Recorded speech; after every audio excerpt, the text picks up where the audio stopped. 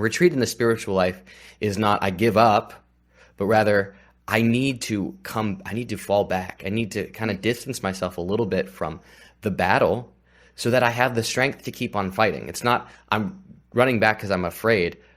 I'm leaning back because I want to have more courage, more strength, more renewal.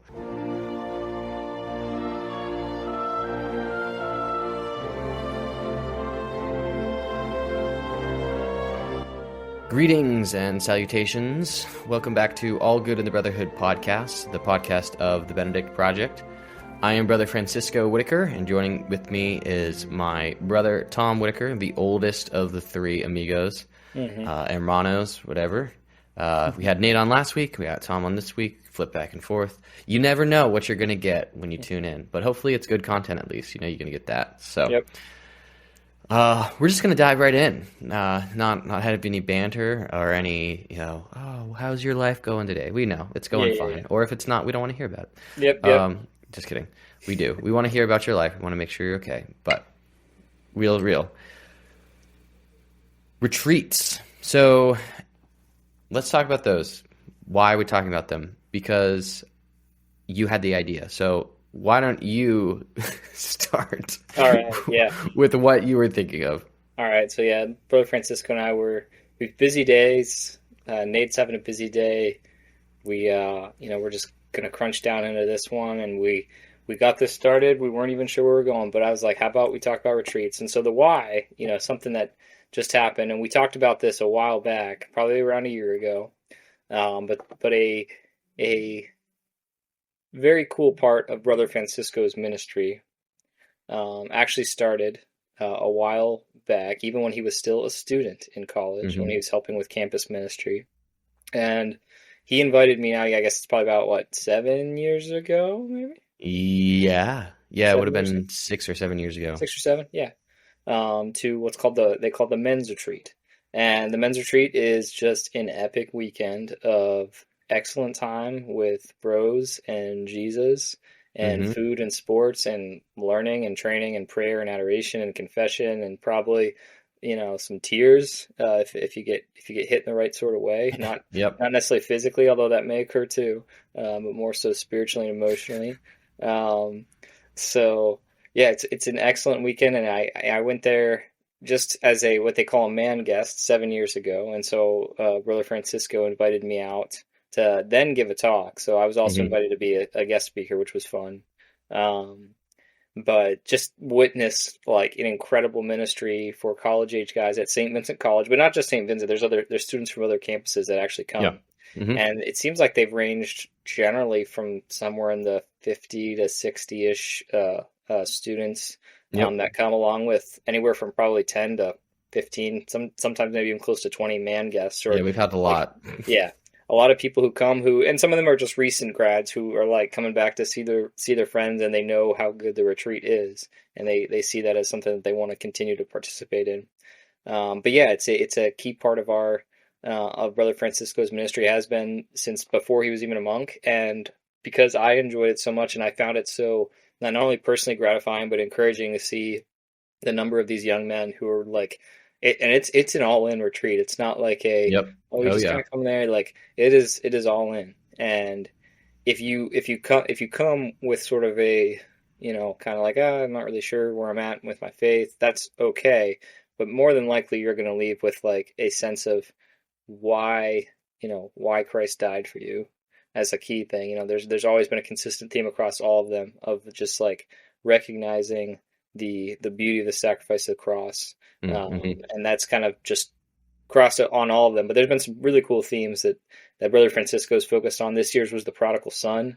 This year it occurred just a week and some change ago. And Brother Francisco and I and Nate were all out at a retreat center near St. Vincent College, helping run and manage this epic retreat. It was a great time. One of the cool things that we did this go around consistent with the theme of the prodigal son, was we came up with this idea called the walk of the prodigal son, which was truthfully riffing off of a really cool spiritual journey, if you will, that was created by Justin Fatika, Hard as Nails Ministries, called the Crosswalk, where you go through the stations of the sorrowful mysteries, and you experience just what that would be like to kind of like walk the Passion of the Christ As Jesus. Yeah, the path of Jesus. So as Jesus.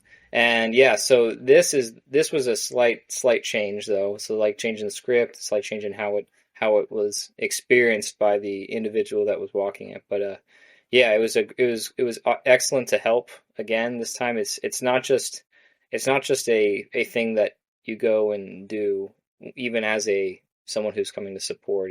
There is really a retreat even for myself. Mm-hmm.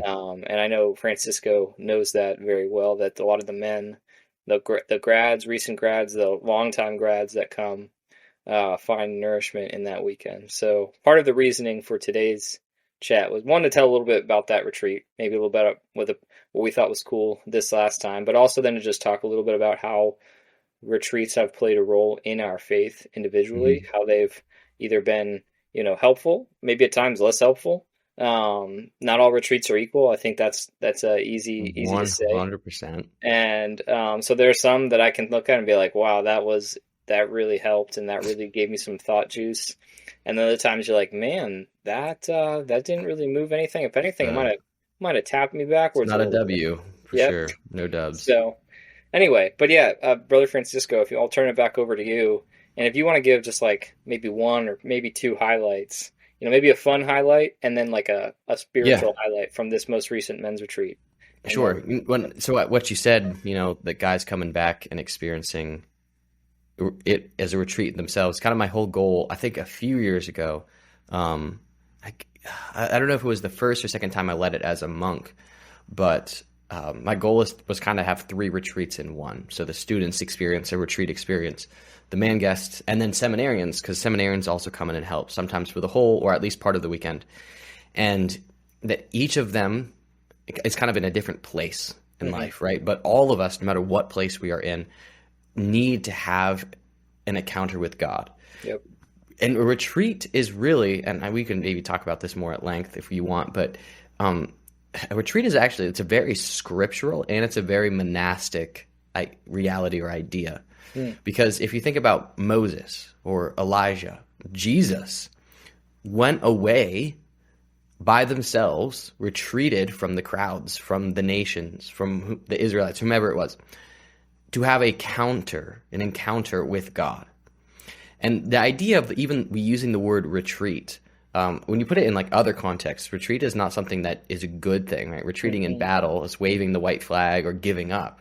Yep. Retreat in the spiritual life is not I give up, but rather I need to fall back. I need to kind of distance myself a little bit from the battle so that I have the strength to keep on fighting. It's not I'm running back because I'm afraid. I'm leaning back because I want to have more courage, more strength, more renewal. So Benedict talks about going into the desert on retreat to actually do single combat with the devil. He says that monks who are actually really trained go off by themselves at a time to have retreat because they're prepared. So sometimes retreat is to fall back, but it's also sometimes to go deeper into what was going on. And we can't always do that when we're distracted. We've got all the life things going on around us. So to facilitate those experiences is something that we at Campus Ministry at St. Vincent do, but so many Catholic and Christian organizations foster that retreat experience so that there is an environment of encounter. A retreat doesn't create the encounter, but it can create an environment in which the encounter is more possible. So for this year's men's retreat, so the Prodigal Son Journey, which, if anyone is interested, we have the script. If you think you'd like to see what that involved, we'd be more than happy to do it. And I think it was actually going to do a dramatic reading of it and maybe put that up on YouTube for y'all. But it walks the son or the student, he's blindfolded, it walks him through what it would have been like to be the prodigal son. So first going to the father, declaring, I don't want to be part of your life. I don't want you in my life. I choose myself. I choose all of these other things. Then to be taken farther away and to have one who is like Satan telling you, choose these things, look for this, desire this. And then after choosing that, then immediately the way Satan works, He goes from tempter to accuser, saying, well, now because you've done those things, you can't go back. Eat this slop. And we even had like beans and hot dogs cut up with like leftover pasta and stuff, and it was kind of nasty. Which I heard the other day that actually one guy did eat it, which was a little bit bold, but it kind of fits his personality of just being a goon. But and That then wasn't finally, anybody in my station, but no. there was at least one or two people that I think were like you could see them like, wait, am I supposed to put my face in it? And then finally, is a guy who came in, one of the guests who was playing the role of an angel, leading back to the Father. Father encounters him and embraces him. So I think a highlight for me was having all of that come kind of as fruit of prayer and discernment with you, because the two of us wrote it together, and having a vision, but really not sure if that vision was going to become reality. That I was really placing it in God's hands, that like, look, if you wanted this, you put this on my heart, then you can figure it out and do it. But I thought when we went through it and we showed all the guys how to do it, that I explained it horridly. I felt so dumb. I was like, oh, I do this, do this. We were all over the place. You had to run around and find scripts, people trying to look on their phone. I'm trying to get people Spotify playlists for the music in the background. Like, none of it seemed like it was going to work. And it wouldn't have if we were the only ones working. But, right, God's providence in it. So just seeing how, when we respond to him, St. Ignatius says, pray as if everything depends on God, act as if everything depends on you. So you have to work, but while you're working the whole time, it must be trusting in God. And something I've been saying, the last couple of years is, it's not my retreat, it's God's retreat that he just asked me to help him with. And so to just tangibly see his providence working was a super highlight. And then a fun highlight was one of the games we played, which was called Grab the Bacon, which was absolutely wild. So I didn't come up with this. One of the students, one of the 3 seniors that helped me plan the retreat, Aiden, played it at a camp that he was a counselor at. And basically you have a field, a square field, with a team on each side, and they're numbered 1 through however number. I think we had like 13 or 14 on each team. And in the center, there was a soccer ball that was greased with Vaseline. And I would call out a number, and whomever was that particular number on each team would rush in and try to grab the ball and take it back to their side. But I called more than one number sometimes. At one point, there was like 20 people. So almost half of the retreatants were all on the field. And the goal is to get the ball to your side. It doesn't matter, other than kicking, which I had to make that as a rule. It didn't matter how you got there. So they're wrestling over it. They're like tackling each other. They're slapping it around, and it's all greased up. So they're trying to, it was so funny. I could tell half the guys were not paying attention when I did that. So they went and picked it up, and it just went right out of their hand. I was kind of afraid that we were going to have some hospital visits after that game, but it was fine. And also I thought, even if we don't have that, we're going to have some real tempers flaring at the end of this game. And everyone was just in it to win it. They were fighting for it, but also when it was over, like, no one was upset. Even the tribe, we have teams, we call them tribes, they have countries. Even the tribe that won, that was abysmally in last place at the end of the retreat, they weren't upset about it. They clearly had a fun time. And and my whole goal for having things like, we have talks, adoration, mass, sports, skills training, where we teach guys how to do things that maybe they should have learned when they were younger or as they grow into manhood, but maybe they haven't or are too embarrassed to ask. I put all of those things because a retreat, at least the way I see it, is supposed to speak to every part of the human experience, not just the spiritual. The spiritual kind of comes as the finale. We prepare all of us so that then the spirit comes in. Prepare the way of the Lord. We can prepare what we can. He does the rest. Those were my highlights, and I know I just went on like a big long spiel about it, but no, those are good. Yeah, and you covered all, honestly, too, which would have probably been mine, but for the sake of some variation, I'll throw a couple other ones. And then I actually want to circle back to get to the retreats thing. There was something that you said that stood out to me, just from some of the stuff that I study and everything.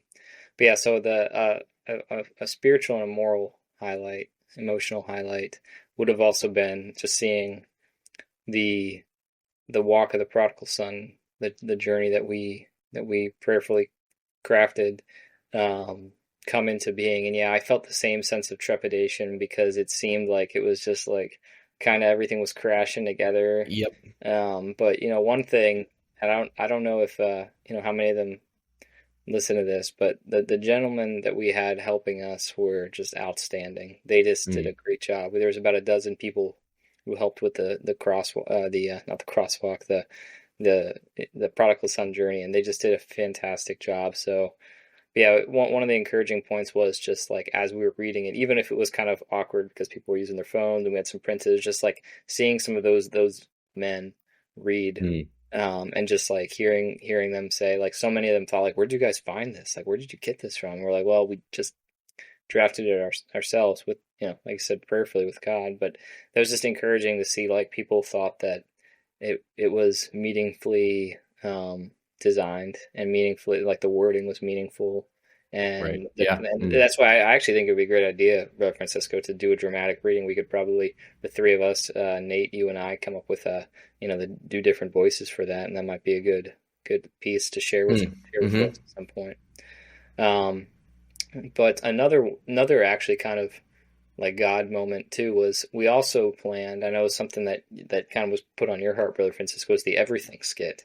And for folks who haven't seen the Everything skit, some retreats have skits. Again, not all skits are equal, just like retreats are. Yep, but one of the ones that I think is one of the best, probably the best I've ever seen, set to like a contemporary music song, because a lot of those are kind of like, I get a little out there. Cringe. It's called the Everything skit, and it's played off of the Lifehouse song Everything, which is just an amazing song too, by the way. Great lullaby to sing to your kids. And powerful song. And we had a lot of people who had not seen it before, or who maybe had seen it but they were like just kind of lightly familiar with it, and we needed them, just like the prodigal son journey, to participate in it, to play a role in this fairly engaged skit. It's kind of, again, an all-in sort of thing too. Oh yeah, physically, if you watch it, it's very physically all in. And we had one time, well, I guess twice, but we walked through it without even the music, and then we practiced it once with the song, and that was all we did. And it was like, even from that first time, we were like, this is in God's hands, And I know Brother Francisco looked at me as we were getting closer, and he's like, should we just? And I was like, no, like I trusted that you felt like it was put on your heart, not just you wanted to do it. That, like, God, like you said, it's God's retreat, and that too, I know, was brought to fruition in how it came out. So that was super encouraging, and getting to go to confession. It had been a while since I've been to confession, so that was just awesome. A fun part for me was when this was all done, and anybody who's ever helped out with an evening like this, whether you're just helping kind of prep that space for peers, for, again, if you're like in youth ministry, you've done it for like younger teens or whatever, like creating that space so that people can have that time with God, and they can maybe have that transformation, all that is so beautiful. It's exhausting. It tuckers you out. Oh boy. Yeah. And you kind of like, even if part of you wants to like hang out with some of those same people, there's also a party that's just like, I need to kind of like break away for a little bit and just sort of kind of get some like introvert time almost, if you will. And, the three of us, Brother Francisco, Nate, and I, and Greg Cummings, we're all fine with having introvert time at Wendy's. Let's go. At 11:30 at night, we, which is not that late, but I mean, when you're a married dad with 3 kids, that's plenty late. We broke away from the retreat center. We drove off campus, if you will, and went and grabbed some Wendy's burgers and shakes. Solid, so solid. It hit the spot, and we all slept like babies that night. It was. So I was famished. So Brother Francisco went. He skipped dinner before all of that, so I don't know how he was still standing. But grace. Yeah, actually. So really, I don't know if did I tell you this or not. I think I told Father Max, but so yeah, I ended up skipping dinner on Saturday, which was the adoration night that had the skit and had the prodigal son journey, confessions, adoration, prayer teams, all these running parts. And there was at one point everyone was starting to go to dinner, and I was about to, and then I noticed that something hadn't been taken care of. And so I just started doing it, and I realized like I'm just not going to eat. I don't have time to eat. And it was one of those things that if I took time to explain it to someone, it would have just taken way, way more time. So I was like, I'm just going to do this. So I just literally ran around, which was kind of nice. Everyone was inside. I was running from point A to point B of the retreat center all over the place, like looking like a fanatic. But kind of when you get into survival mode like that, you just don't think about things that seem unnecessary. So my body shut off the need to be hungry. I did not feel hungry at all. Some of it might have been nerves, but I think it was just kind of a spiritual, like, we're going to put that aside for right now. But then everything was done that night. We had benediction at the very end of everything. And as soon as Father Max blessed us with the monstrance, as soon as that happened, I became so hungry. Like my body finally relaxed. But I was able to connect, and I said, this is like what we experience when we're longing for God and we don't realize it. And then we finally wake up and realize how hungry we are for him.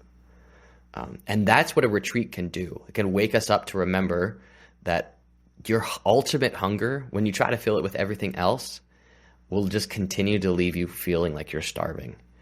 And maybe a retreat might be that place you need to go to, the experience you need to have to start to satisfy that hunger, or even to recognize that you're starving.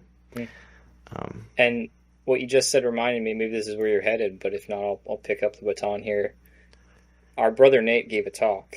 And it was incredible. I almost wish we could have, I don't know if anybody got on a video, but it was legit. It was super good. But one of the more like incredible things that he brought up, and he brought some very beautiful personal like stories into it as well, was that he was talking about squandering the father's wealth, like basically that aspect of what the prodigal son is, where he goes off and for a life of loose living, as the scriptures say. And what Nate pointed out that stood out to him is what is like the triggering event that kind of gets the son to sort of wake up and like realize he's wasted the father's love, he's wasted the father's wealth, and it's hunger. Yeah. And Nate talked about how like it's the famine, that strikes the land, and that the son is hungry, and it's his, it's like his natural physical hunger that draws him to this out of himself to finally realize just how desolate he is. So yeah, like that idea that retreats, when well done, are nourishing. They actually provide that recognition that we may be out, maybe we're not squandering it on a life of loose living, of drunkenness and prostitution, but maybe in some slight, similar, lighter way, whatever it may manifest itself as, we are out squandering the Father's wealth. And retreats can sometimes help us wake up to that. They can give you the time, and that's part of it. Especially, I can say, if you're a parent or a spouse, like, I mean, even vocations, college students, anybody. Life is life. There's so much busyness. Yeah, dude. I know that was a point that you brought up from your AI adventure in AI Roadmap to Hell investigation, is that the devil will use busyness to keep us from having a relationship with God. So to circle back a little bit, and this is just one thing that I would kind of say I feel like was helpful for me with the good retreats, and just so we're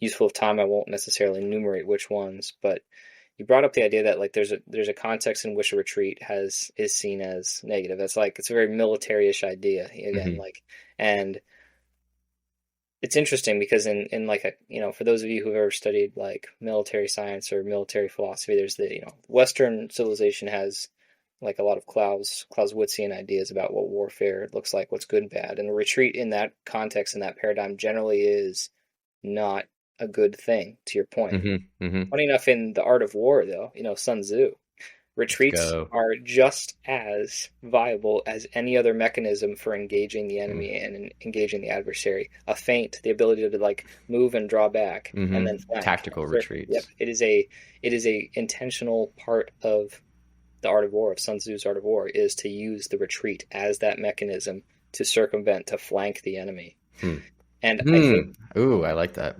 Yeah, I think for me, especially in the periods of my life when I was struggling with addictive behaviors that I wanted to get rid of, etc. A lot of that time, even going to we'll say a good retreat, not a bad one, not a great one, or just a good retreat, still I wasn't really finding much else how to like attack that problem. I was still butting heads with the same problem over and over again, Mm-hmm. feeling it was just like a Sisyphean pursuit that was never going to change. But I think the best retreats, the ones that kind of combine what we try to do with the men's retreat, which is it's not just about like kind of like a silent retreat of calm, of quiet and prayer, which many individuals find that to be very helpful and very nourishing. I can tell you I don't, but anyway. um, I so will come to the defense of them in a minute, but go yeah, ahead. that's fine. You can do that.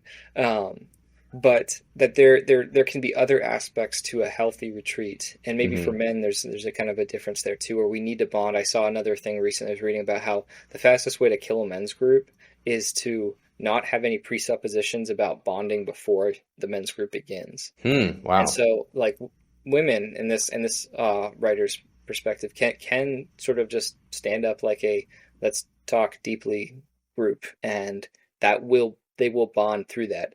But generally speaking, men have to either have already forged bonds or they're going to need some way to forge bonds before they can get to that level. That's where like the physicality, all the Yeah. fun tribal Hmm. events, all that other stuff, it's all part of forging the bonds so that you can have those nourishing, Yep. deeper discussions.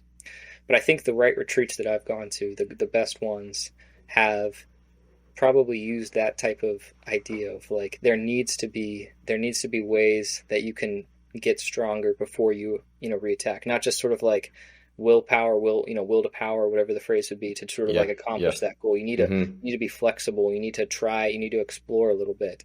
And the men's retreat again, there's the man skills. There's like I did a man skill piece this year that was on how to give a presentation like in a professional setting. So it's kind of not strictly speaking a spiritual thing, but again, it's just like another way to nourish and to intellectually develop and to strengthen physically and intellectually, etc.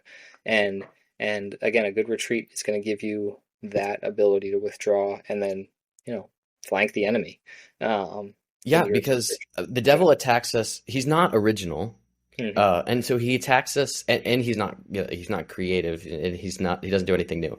He attacks us where we're weak.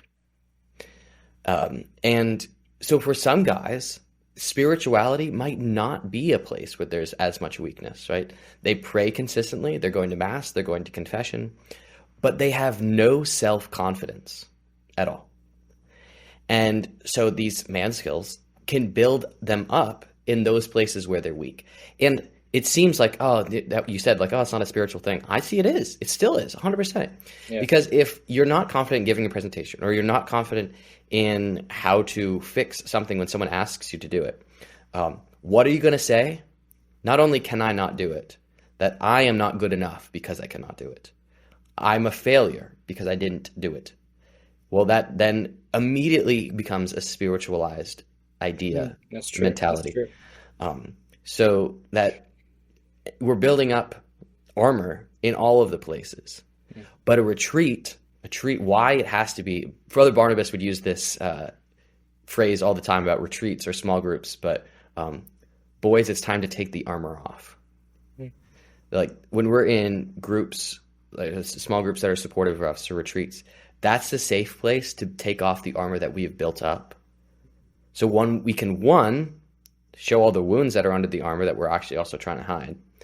But two, help others and ourselves build the armor back up the way it was meant to be used.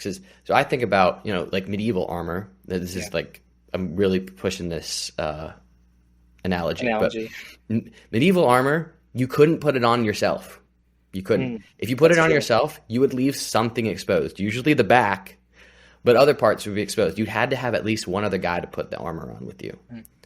So retreats, to build up the armor of God, whatever, with others. That's just exactly at least the connection I make. And as far as, and you can speak into that if you want, as far as the silent retreats go, I do really think that they are places that one can get to, but I would never recommend that someone start by having a silent retreat. I've been a monk for a while, I really like silent retreats at this point. Sorry. Nate started calling, which is ironic. I should tell him, Nate, we're doing a podcast. What the heck are you doing? But no, that what's special about a silent retreat is that there are, even in all those other retreats that and other things we do, man skills training, sports, all these other opportunities, what's special about a silent retreat is I have nowhere to hide. Not a single place. Because if you go to the men's retreat, or you go to Family Land, you go to any of these places, you can hide in the other things. I can't hide now. And if I try, it's so apparent to me. I can't even gaslight myself into thinking I'm doing anything. That's a really good point, bro. Yeah, I think maybe that shows that I need to reconsider that, and again get back to that devil's tactic of using busyness, because yeah, like you said, you can find busyness even at a retreat like the men's retreat at the Family Land ones we've gone to. That there's a way to just like, well, I just got to get through this next hour or this I got to get through this time of silent prayer, adoration, and then we'll get back to the fun stuff, and I'll just be chilling with my bros or hanging out with my friends, playing some games. But yeah, silent retreat's gonna take away all of that adrenaline, all of those endorphins that might kind of keep your mind above sometimes dealing with those harder truths of where we're at. So yeah, that I can't and don't really think too ill of silent retreats. I know you're being rather facetious, but yeah, as a monk, which is like silent retreats is like a really monastic thing, I had to say, no. Yeah, well, that's true. I mean, it's you literally you live it out, and I know you do, and that you basically give yourself daily silent retreats. I know I've heard just like how often you'll spend time in prayer and journaling. And it's something I know you've talked about that before, but that's a big part of, I know, how you contemplate your relationship with God is also writing it down. And I think that can be a powerful retreat there too, to just sort of that particular exercise. And I have also not forayed into that space yet. And maybe that's because I need to pull back the onion layers of my own heart and figure out what I would write down. But it's an uncharted territory for me. So yeah, dude, thank you. And yeah, like I think you made a really good point. So we can't all necessarily take weekend long retreats, but we can all take mini retreats of prayer every day. And also, like, those big retreats can be springboards or like oases, but they're also dependent on either the preparation or the follow-up of individual prayer, mini retreats. And so some people go to retreats like wanting the Jesus high, and they get it, but then they don't do anything to sustain it. And so they're like, well, I went on this retreat, but a week later, like, I'm doing the same thing I did before. I'm like, yeah, because you didn't do anything differently afterwards. And I'm not like trying to accuse those people. That was me for most of the retreats I went through, all the way through like until my senior year of college. And a few of them did change and have some really strong lasting effects. And it was one of conference more seek rather than retreat that is leaning into the prayer after that is what allowed me to really take on God's call for me. But the same thing is true for, all these other things. If you're not praying, don't expect things to stay the same in the way you want them to. Seems like a good note to leave it on there. Sweet. Great. So yeah, go on a retreat, or at least go pray today. And because Jesus had to take time aside to pray. So if you think you're better than Jesus, just saying you're not. Thank you for joining us for another episode of All Good in the Brotherhood, part of the Benedict Project, which is an initiative to restore the culture through the spirituality and life of St. Benedict. If you enjoyed this episode, give us a like, ring the notification bell, subscribe, do all the YouTube influencer things that you're told to do. I hate saying them, but analytics show that the more you say them, the more people do it. Interesting. So I hope you enjoyed this episode. You can check out this one where Tom and I actually talk a little bit more about the idea of why we train in man skills and like growth in masculinity. And if you don't want to watch that one, you can watch this one, which I don't know what it's going to be, but I'm going to pick one. So, yeah, thanks, and hope you have a wonderful day. God bless. Take care. All.